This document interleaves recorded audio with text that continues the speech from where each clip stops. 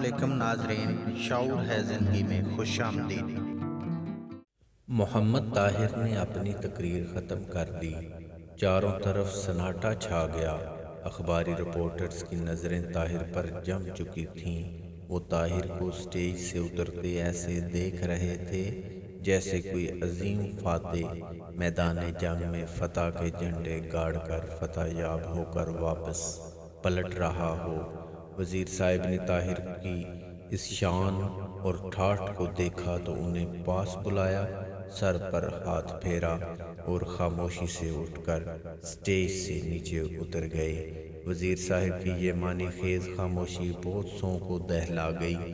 کسی کی promotion file اس خاموشی میں دفن ہو گئی، کسی کو نوکری کے لالے پڑ گئے، کسی نے اپنا تعلق ٹوٹتا محسوس کیا تو کسی نے اپنا ترقیاتی فنڈ رکتا محسوس کیا۔ اسکول انتظامیہ کا رویہ یکسر سرد ہو گیا۔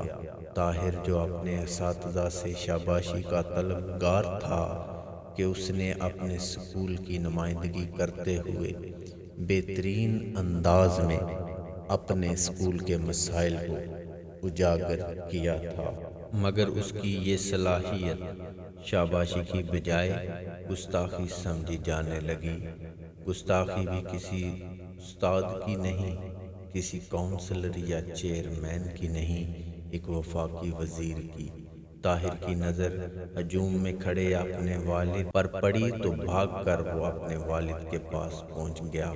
باپ نے اپنے ہونہار بیٹے کو خوشی سے گلے لگایا اور گھر کی جانب چل دیے۔ اسکول میں یہ پہلا موقع تھا جہاں طاہر کو داد کی بجائے غصہ، حقارت اور نفرت کسی اور کی طرف سے نہیں بلکہ اپنے ہی اساتذہ کی جانب سے دیکھنے کو ملی۔ مگر جہاں اسکول انتظامیہ طاہر کی اس جسارت پر پریشان تھی، وہیں ڈاکٹر فرید الدین اپنے بیٹے کی خود اعتمادی، جاندار مدلل استدلال پر اسی قدر خوش تھے کہ ان کے خواب کو تعبیر مل گئی تھی۔ طاہر نے علمی مشاغل کے ساتھ ساتھ ٹکٹیں جمع کرنے اور سیاحت کے شوق بھی پال رکھے تھے۔ اکثر وہ صرف ٹکٹ جمع کرنے کے لیے بھی ایک شہر سے دوسرے شہر سفر کرتے۔ طاہر نے اپنی نوجوانی میں ہی کوئٹہ سے کشمیر تک تمام سیاحتی مقامات پر اپنے شوق کے سیاحت کی تکمیل کے لیے سفر کیے۔ وقت گزرتا گیا، لمحے بیتتے گئے، میٹرک کے امتحان آ پہنچے۔ پہلا پیپر تھا۔ کسی کلاس فیلو نے پوچھا، طاہر کیسی تیاری ہے؟ اللہ کا شکر ہے۔ لڑکا پھر گویا ہوا، اوہو میرا مطلب ہے کوئی مدد وغیرہ چاہیے؟ نہیں، اللہ کا شکر ہے میری تیاری مکمل ہے۔ دیکھو طاہر، میں نے تمہارے فائدے کے لیے کہا تھا، مجھے رات ہی کو سوالوں کا پتہ چل گیا تھا، میں نے تو خوب رٹا لگا لیا ہے، اب تمہاری مرضی۔ دیکھ لینا پیپر میں دوسری سمری اور مائی ہابی والا مضمون نہ آیا تو جو مرضی کہنا۔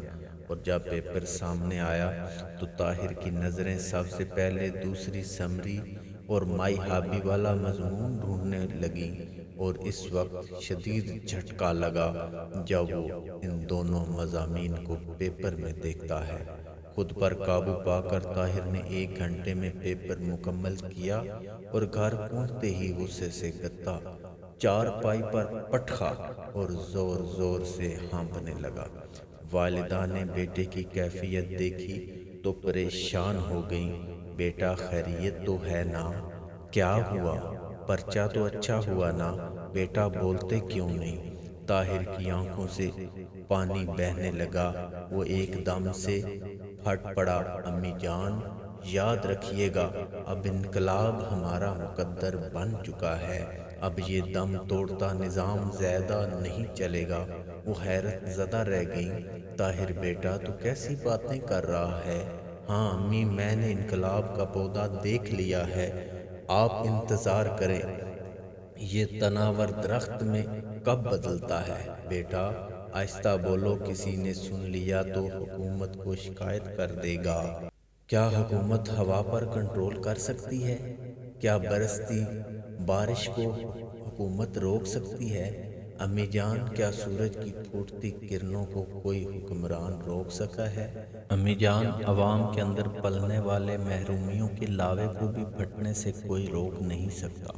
انقلاب کبھی بھی بڑے بڑے محلات اور کوٹھیوں سے نہیں آیا، انقلاب ہمیشہ پھٹے پرانے کپڑوں سے پھوٹتا ہے۔ امی جان، انقلاب ان چھوٹی چھوٹی غریب بستیوں سے حسرت بن کر اٹھتا ہے، پھر آندھی اور طوفان کی طرح چار سو پھیل جاتا ہے، پھر شہروں کے شہر اس کی زد پر ہوتے ہیں، بڑے بڑے محلات پھر اس طوفان کے سامنے خسو خاشاک بن جاتے ہیں۔ امی جان، وہ وقت آنے والا ہے، وہ وقت آئے گا۔ طاہر کی آواز میں ایک درد، ایک کسک تھی جس سے اس کی آواز بھر آ گئی۔ والدہ اپنے بیٹے کے جذبات سے اب دیدہ ہو کر اس کا سر سہلانے لگی۔ امیر و غریب کی دنیا کا یہ فرق جو آج طاہر نے دیکھا تھا، جہاں پیسے والے وقت سے پہلے پیپر تک خرید لیتے ہیں اور غریب بیچارہ جو سارا سال محنت کرتا ہے، مغز کھپائی کرتا ہے، اس کی محنتوں کا صلہ کوئی بے وپاری امیر ماں باپ کی اولاد خرید کر لے جاتا ہے، اس فرق نے طاہر کو سوچنے پر مجبور کر دیا کہ آخر کب تک آنکھوں کے سامنے یہ ظلم کا دھندا چلتا رہے گا۔ لوگوں کو کیا ہو گیا ہے؟ لوگ سوچتے کیوں نہیں؟ آگ لگا کر رکھ دینی چاہیے، ایسے نظام تعلیم کو نیست و نابود کر دینا چاہیے، اس منافقت کے نظام کو دفن کر دینا چاہیے، اس کلرک پیدا کرنے والے نصاب کو۔